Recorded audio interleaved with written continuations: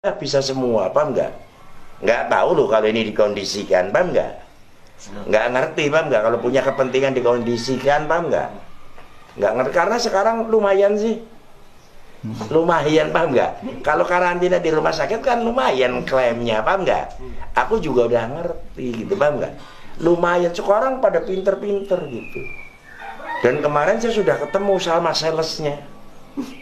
Ada salesnya namanya Bejo ya, mencari orang sakit, paham nggak? Untuk dipondokin di rumah sakit.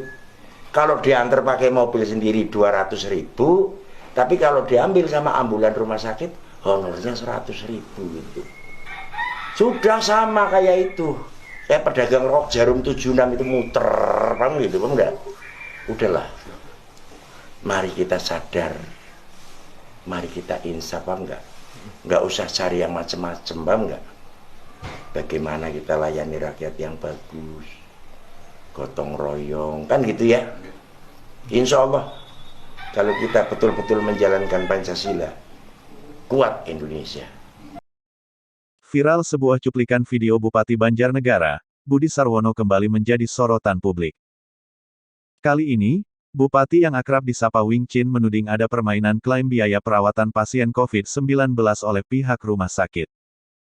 Pasalnya, biaya perawatan pasien COVID-19 dapat diklaim oleh rumah sakit dengan nilai yang fantastis. Menurut Wing Chin, modus rumah sakit nakal tersebut dimulai dari perbedaan hasil pemeriksaan PCR dengan laboratorium. Enggak tahu loh kalau ini dikondisikan, enggak ngerti kalau punya kepentingan dikondisikan. Karena sekarang lumayan sih, kalau karantina di rumah sakit kan lumayan klaimnya. Aku juga udah ngerti, ujar Wing Chin dalam video berdurasi 3 menit 8 detik itu. Dalam video tersebut, Wing Chin juga mengaku sudah bertemu langsung dengan sales marketing pihak rumah sakit. Dia menyebut, sales tersebut akan mendapat honor dari tiap pasien yang berhasil dibujuk untuk dirawat di rumah sakit. Kemarin saya sudah ketemu sama salesnya. Ada salesnya namanya Bejo, mencari orang sakit COVID-19 untuk dipondokin, dirawat di rumah sakit. Kalau dipondokin dengan mobil sendiri Rp200.000 tapi kalau diambil pakai ambulans rumah sakit honornya Rp100.000, kata dia.